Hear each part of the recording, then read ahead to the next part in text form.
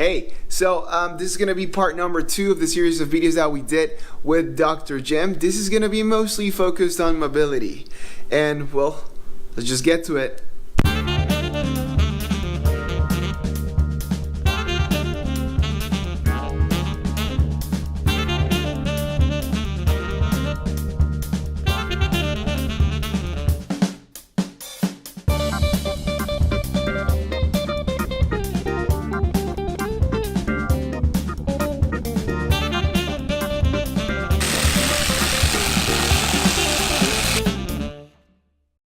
And then the ball's going to go right underneath the butt cheek, and we're going to get up on all fours. So I'd have you hang out here, and then what I'd like you to do is you're going to come forward and backwards, and then maybe side to side. And I want you just to get a feel for the landscape, kind of see what muscles feel really agitated, and then you might go over some that feel even worse. Yeah. When you find the worst one, meet me here. So we're going to go into like almost like a clamshell. Yep. What I'd like you to do is bring the knee up so it touches the other knee as you push your butt down into the ball. Can you kind of feel that? Mm-hmm. And then let the knee slowly drop down. That's 1 rep. You do 20 or 2 minutes, whatever it takes longer. So if you're just 1, 2, that's not going to get you there. You still need to do it for 2 minutes. If you clear that muscle and it's feeling better, just move your hip towards me a little bit more, and then you'll find a new one real quick. Oh, yeah. See that? So there's so many muscles there. One day you can do this, the next day it feels completely different. Keep working, you know? After you spent 2 minutes there, then we would move up to this, if you can. And the easier way too is see how I'm kind of just letting it drop to the outside of the hip. That's where I want you to be. If you need to rearrange that foot that's on the ground, I'd bring it towards the edge. Yep, perfect. And then shove your butt there. Oh, You go. Yep. Now, when you're there, it's not a lot of this. I'd rather you try to bring the knee up and then set it right back down. It's not a big movement, but that'll get you what you're looking for. Oh, yeah. Feel that? And once again, this would be 2 more minutes or 20 reps, whatever it takes longer. Then, I also like to throw this in if someone's able to do it. It would just be a very slow shin drag. So you're letting the leg come down to here, and then you're coming right back up, starting over. But you make it like a negative rep. You see what I'm saying? Yeah, so you resist it. Yep. So you come up here, and then you just hold for 5, 4, 3, 2. And what we're trying to do here, I'm gonna get off my ball, but you can stay on yours. You're trying to give the brain something else to think about, because when it's under pain, it wants to hold your breath. It wants to not let things happen. But when you can add something like a fun game here to the lower legs, that ball is secretly getting deeper and deeper and deeper, and you're releasing more. You're gonna get on the side hip. So this is like glute medius, this is gonna be getting into TFL. So the first position, if you notice, your legs are very straight. Unlock it and let the ball drop. Feel that? Now just try to sink in. It's awful, okay? Just that motion of going from a straight knee. That's the one I need. Yeah. From a straight knee to an unlocked knee. You could do 20 of those or 2 minutes, because that needs to be in there. And if this is bad, this should all be like friendly reminders to get on this, okay? The other thing you can get into is now if you're gonna prep for like a running day, bring the knee up to a runner's position, turn into the ball a little bit, and then send the leg long.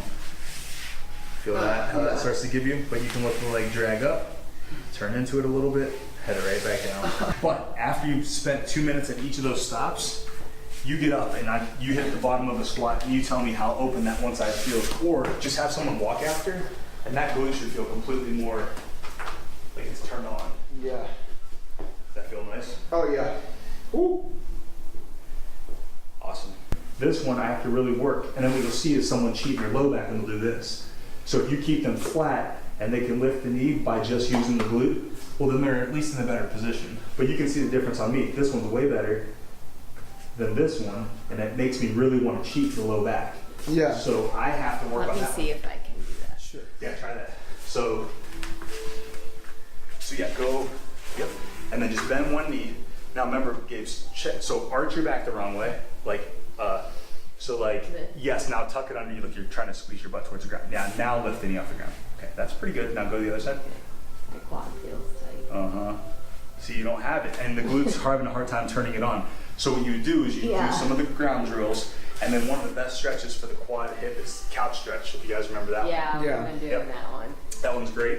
So when they're running, they might get done with the run, like, God, my back hurts so bad. Yeah. But if you can be gathered as a runner and you truly have hip extension, well then hip, knee, and ankle should work fine. But if the ankles have been feeling tight during your run, fix the hip, because that's the big mover here. The true test there is also coming up in a glute bridge. So everyone can usually do like a bilateral leg one, but then as soon as you put them single leg, you'll see them shake or the knee will move and they can't quite get there.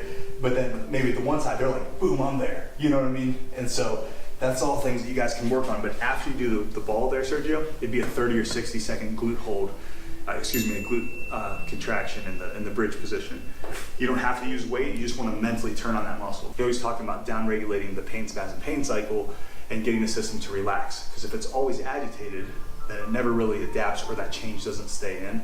So as soon as you do the ball work, flip over to your back, hold for 60 seconds on the bridge, done.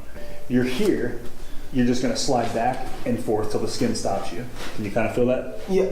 And then go slower. So even go as far as it goes, stop, and then go this way, and then find that border and go back and forth as you slide up, and then as you slide back down. When you get close to where your sternum is, like right there, that's gonna feel pretty gnarly. Yeah. But it should feel pretty good. It feels good. And then you could also eventually graduate to here, where the hands are behind your back. Keep your core strong, and you're just gonna slide forward and back.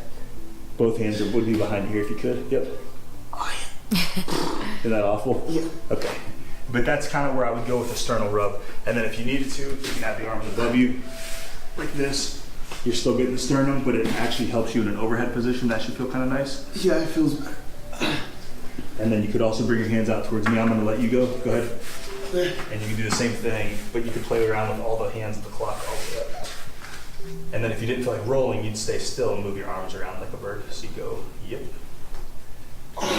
Those are all your options for the sternum. Oh yeah. And then after you're done, come up and see if that gives you anything else or opens you up a little bit more. Should feel a little different. Oh yeah. But yeah, so if your shoulder position isn't, like, you don't feel stable up there, Yeah. your lat is what just kind of finishes that external rotation hold with the serratus, with the posterior. See what's going on there. That's awful. And then, you'd hang out there for another 2 minutes. Then if you could, I'll roll forward, and we're getting, not to be crude, but if you took like the nipple line back to that lat muscle, there's about a 4-inch area on the rib cage called serratus anterior. If you look it up, you don't want to crack a rib, but you want to put downward pressure here. And the same thing, go through like you're washing the floor, and then palm up, wash the floor, and then press up and over. This one is up there with that hip flexor bundle that you were feeling. Awful. And then you can get into Sergio. Remember when we were scrubbing the sternum? Yeah. You can scrub the serratus, and that feels really good. But if you got a pretty overactive serratus, lifting the arm off the ground is a challenge. So even visualize, like, if you guys play the game at home, lift the hand, try to slide a piece of paper under it, set it down. Okay. All while you're not holding your breath. But I want you to try that. See if you have any spots that are pretty lit up there. So just start with your right side and see it, and just let your arm go towards Sergio. Yep. Okay. Now, you're gonna take, so palm down towards me, and then up and over as you reach it open, and that should start to feel like something back there. Yeah. Yep. And then you might be even more flexible, so go back as far as you want to. The hard thing here is see how you're holding your head? Yeah. Tilt it a little bit more. So keep an eye on her, because if she's ever doing this, after 6 minutes of doing this, your neck's gonna feel like it needs adjustment. So, and if you ever could set up something for it's just hard to put a pillow there, so best of luck. Now, hold that as you press yourself up and down 1 inch. You might start finding some spots that feel pretty ugly. Yeah. Yeah. Now, just from that, come back to a kneeling position, or you can flip into like the bottom of the squat, but just reach overhead with that arm compared to the other one. See how much different that feels? Yeah, it definitely feels different. Yeah. So that's great, man. Thank you for bringing that one up, because that one can be really helpful for a lot of people out there too. That's awesome. But it's 3 phases, so it's just neutral, and then come forward or backwards, and then do the other one. Okay. And then always test and retest and see how much different it feels. Okay. Cool. Awesome. Dr. Jim Morgenstern from Rubber City Chiropractic. If you guys want to follow along on Facebook, it's just Rubber City Chiropractic.